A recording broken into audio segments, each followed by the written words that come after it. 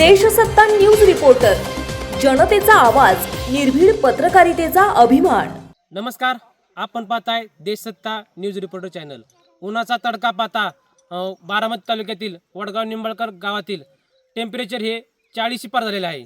या 40 पार टेम्परेचरमध्ये शेतकऱ्याने अतोनाट परिश्रम घेऊन अतिशय सुंदर असं कारल्याची शेती या ठिकाणी केलेली आहे। तुम्ही पाहू शकता हा कारल्याचा फड शेती म्हणता येईल। या ठिकाणी अतिशय सुंदर असं या ठिकाणी उत्पन्न घेतलेलं आहे।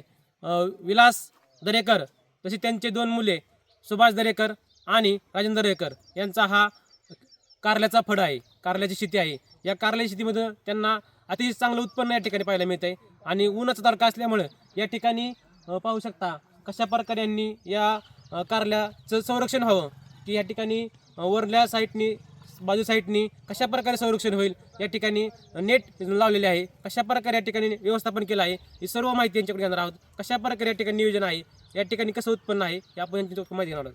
चला, माझं नाव विलास बाबूराव दरेकर।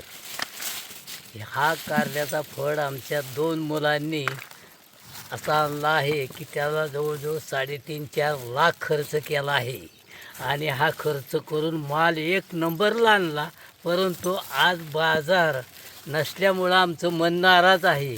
खर्च निघतो का नाही ही शंका आहे, पण माल आम्हाला बऱ्यापैकी निघतोय।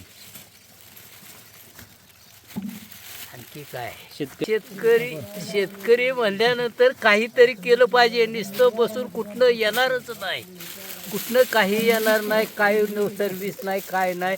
मग खर्चाला काय करायचं? आज 10 माणसाचं कुटुंब चालतंय, 10 माणसाला काय लागत नाही आणि येणं कुठलं नाही। आणि ही सोन्यासारखा माल मुलांनी आज कष्ट करून कमावला आणि त्याला मार्केट नसल्यामुळं बाकी सगळं काय जरी असलं तरी मार्केट नाही आणि भरपूर खर्च केला। औषधं ही ती रात्रंदिवस अगदी झटली द्यात म्हणून हा फड आला आणि असल्या ऐन उष्णतेमुळं हा माल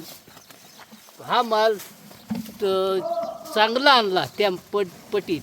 नाहीतर हा माल आता जास्त उष्णतेमुळे कवचित जरा पिकायला सुरुवात होती, ती कंटिन्यू काय टाईमशीरच तोडावं लागते। हा खर्च करून त्याला बाजार नसल्यामुळं मन नाराज आहे आमचं।